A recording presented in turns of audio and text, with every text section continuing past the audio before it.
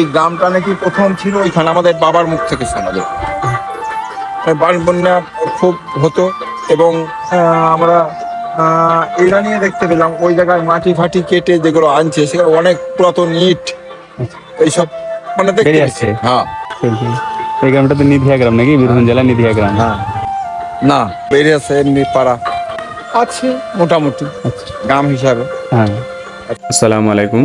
আজ আমি দাঁড়িয়ে আছি বীরভূম জেলার নিধিয়া গ্রামের ঠিক সামনে। আমার ঠিক পিছনে সেই গ্রাম, যে গ্রামের মাটির সঙ্গে জড়িয়ে আছে বহু বছরের পুরনো স্মৃতি আর ঐতিহ্য।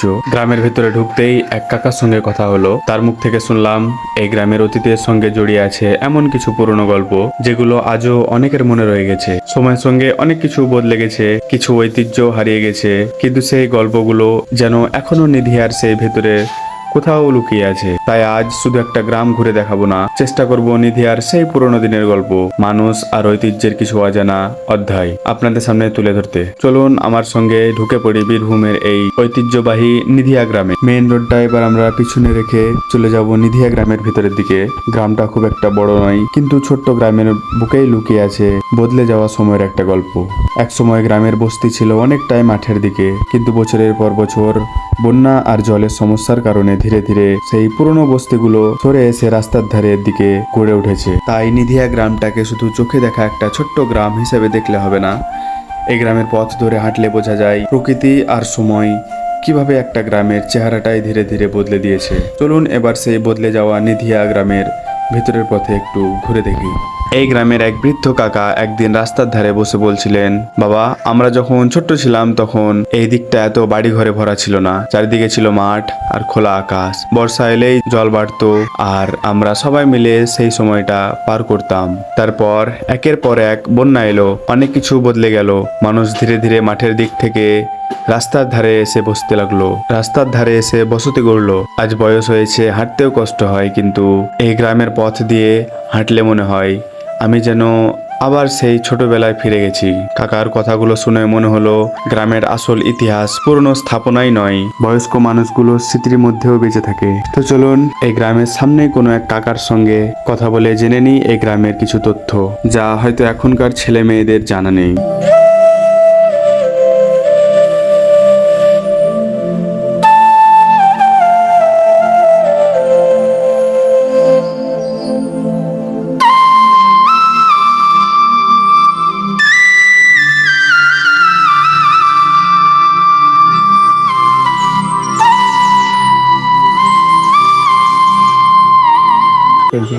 এই গ্রামটা তো নিধিয়া গ্রাম নাকি, বীরভূম জেলা নিধিয়া গ্রাম। হ্যাঁ তা ভিতরে এটা তো মেন রোড। এই গ্রামটা একদম পুরো গ্রামটা ঘোরা হবে এই রাস্তাটা দিয়ে। না, তাহলে পুরো গ্রামটা ঘোরা হবে না, বাইরে যেতে হবে। বাইরে যেতে হবে। এইটা খুব বেশি দূর যাওয়া যাবে। হ্যাঁ, এই মেনটা খুব বেশি দূর যাওয়া যাবে, পায়াটাই একটু বেশি এই বাইরেটাই ঘুরবো, তাহলে পুরো গ্রামটা দেখা যাবে। পায়াটা যাবে। আচ্ছা, তো এই গ্রামের কিছু ঐতিহ্য কিছু আপনার জানা আছে, ঐতিহাসিক কিছু জায়গা বা আগেকার কিরকম ছিল, গ্রাম ছিল, এখন কিরকম পরিবর্তন? পরিবর্তন এখন ধরুন বেড়ে আছে এমনি পাড়া, হ্যাঁ, মানে গ্রাম বেড়ে আছে, মানে গ্রাম বড় হয়েছে, বড় হয়েছে। অনেকটা ছোট গ্রাম বলতে তো আমাদের এইখান থেকে এইটুকুই ছিল। হ্যাঁ, বাকি এইদিকে কিছু আছে পাড়া, ওই একটা পুকুর আছে ঢুকির বাঁ হাতে, ওই দিকটা কিছু পাড়া বেড়ে গেছে। হ্যাঁ, মানে আস্তে আস্তে যত দিন যাচ্ছে তত আস্তে আস্তে গ্রাম বাড়ছে। আচ্ছা, আর শিক্ষা কিরকম এইসব গ্রামে, মানে চাকরি বাকরি? আছে মোটামুটি আচ্ছা, গ্রাম হিসাবে। হ্যাঁ, আছে। চাকরিজীবী মানুষ আছে, কৃষিকাজের মানুষ আছে, সব কৃষি, হ্যাঁ হ্যাঁ, সব মিক্স আছে। মেন তো কৃষি হ্যাঁ, অবশ্যই। গ্রামে তো আমাদের সব কৃষি মেন, তারপরে তখন চাষবাস করে সবাই, আর হ্যাঁ কেউ কেউ চাকরি করে, চাকরি বাকরি। হ্যাঁ, হ্যাঁ, আছে। আর মানে এই গ্রামে দেখার মতন কিছু সেরকম দেখার মতো মন্দির মসজিদ কিংবা মন্দির মসজিদ এখানে আমাদের এখানে না, এটা তো পুরোটাই হিন্দু এলাকা? হ্যাঁ, হিন্দু আচ্ছা, গ্রাম।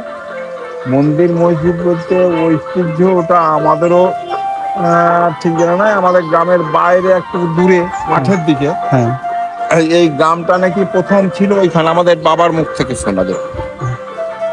বান বন্যা খুব হতো এবং আমরা এটা নিয়ে দেখতে পেলাম ওই জায়গার মাটি ফাটি কেটে যেগুলো আনছে সেগুলো অনেক পুরাতন ইট এইসব মানে দেখতে বেরিয়ে পেয়েছি। আসছে। হ্যাঁ মানে মাটি কাটছে তো একটু আগে। ওইখানে এখন একটা আমাদের যাই হোক ওকে গ্রামদেবী বলে মানে একটুকু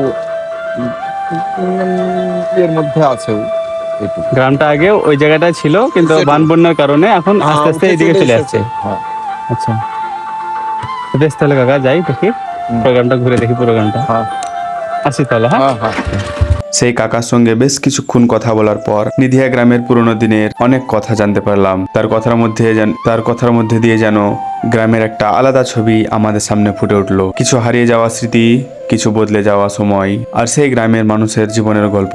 কাকা আমাদের আরো বললেন, সামনে আর বেশি দূর নয়, একটু গেলেই নিধিয়া গ্রামের শেষ প্রান্তে পৌঁছে যাব। তাই এবার আমরা সেই পথেই এগিয়ে চলছি। গ্রামটা খুব বড় নয়, কিন্তু ছোট্ট এই গ্রামের মধ্যে যে গল্প আর ঐতিহ্য লুকিয়ে আছে সেটা হয়তো দূর থেকে দেখলে বোঝা যায় না। একটা গ্রামের সৌন্দর্য শুধু তার বাড়িঘর বা রাস্তার মধ্যে থাকে না, সেখানকার মানুষের মুখে মুখে বেঁচে থাকা গল্পগুলোর মধ্যেও তার আসল পরিচয় লুকিয়ে থাকে। আর সেই গল্পগুলো আজ আপনাদের সঙ্গে ভাগ করে নেওয়ার চেষ্টা করলাম। এই ধরনের আরো নতুন নতুন গ্রামের ভিডিও পেতে আমাদের ইউটিউব চ্যানেলটি অবশ্যই সাবস্ক্রাইব করবেন। ইউটিউব চ্যানেলটির নাম হচ্ছে গ্রাম বাংলার সৌন্দর্য 0999। তো বন্ধুরা, আমরা এখন গ্রামের একেবারে শেষ প্রান্তে এসে পৌঁছেছি। আমরা আজকের এই নিধিয়া গ্রামের ভিডিওটা এখানে শেষ করছি। দেখা হবে আবার কোনো নতুন গ্রামের নতুন গল্প নিয়ে। তো আশা করি আজকের এই ভিডিওটা ভালো লেগেছে। ভালো লাগলে অবশ্যই একটি লাইক করবেন এবং বন্ধুদের সঙ্গে শেয়ার করবেন। তো আজকের এই ভিডিওটা আমরা এখানেই শেষ করছি। দেখা হচ্ছে আবার পরের ভিডিওতে।